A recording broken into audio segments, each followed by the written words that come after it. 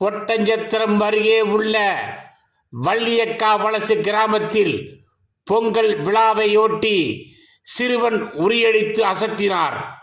திண்டுக்கல் மாவட்டம் ஒட்டஞ்சத்திரம் அருகே உள்ள வள்ளியக்கா வலசு கிராமத்தில் காளியம்மன் கோவில் முன்பு 10ஆம் ஆண்டு பொங்கல் விளையாட்டு விழா நடந்தது. ஓட்டம், பாட்டில் தண்ணீர் நிரப்புவது, பலூன் ஊதி வெடிப்பது உள்ளிட்ட பல்வேறு போட்டிகள் நடத்தப்பட்டது.